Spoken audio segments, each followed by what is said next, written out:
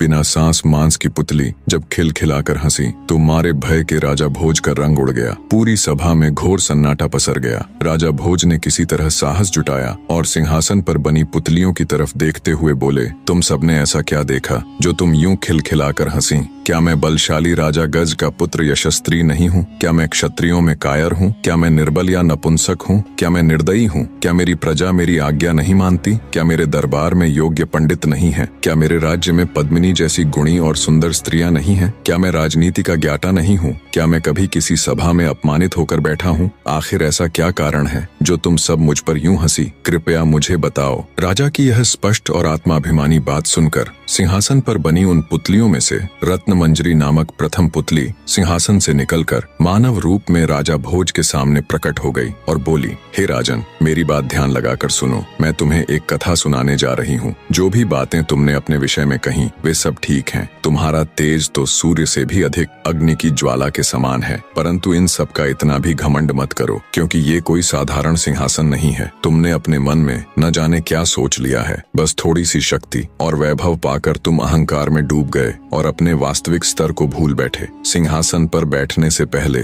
तुम ये अच्छे से जान लो कि जिस राजा विक्रमादित्य का यह सिंहासन है, तुम उसके एक बाल के बराबर भी नहीं हो। उसके दरबार में तुम जैसे राजा केवल सामान्य नौकरों के समान ही थे बस। प्रथम पुतली रत्नमंजरी की बात सुन पहले से ही खार खाए राजा भोज का गुस्सा 7वें आसमान पर जा पहुंचा। वे भड़कते हुए बोले, अगर ऐसा है तो फिर मैं इस सिंहासन को अभी नष्ट करवाकर फिर से धरती में गड़वा दूंगा। राजा भोज के इतना कहने पर रत्नमंजरी कुछ कहती। इससे पहले ही सभा में मौजूद राजा भोज के कुल पुरोहित यानी उनके गुरु वर्षाचारी बोले, राजन, आपका यह व्यवहार न्याय से बहुत दूर है। पहले पुतली की बात ध्यान से सुनिए, बाद में जैसी आपकी इच्छा हो फैसला ले लीजिएगा। कुलगुरु की बात सुन राजा भोज कुछ शांत हुए और बोले, ठीक है, मैं भी तो जानूं आखिर सच्चाई क्या है। तब पुतली रत्नमंजरी बोली, मैं क्या कहूँ राजन, यदि केवल इन गुणों को ही मापदंड मान लिया जाए तो तुम जलकर भस्म हो जाओगे। जब तुम विक्रमादित्य की संपूर्ण कथा सुनोगे तब तुम्हें खुद पर लज्जा आएगी और तुम जिस जीवन को महान समझ रहे हो तुम्हें ये तुच्छ लगने लगेगा। और रही बात हमें और इस सिंहासन को नष्ट कर फिर से धरती में गाड़ने की,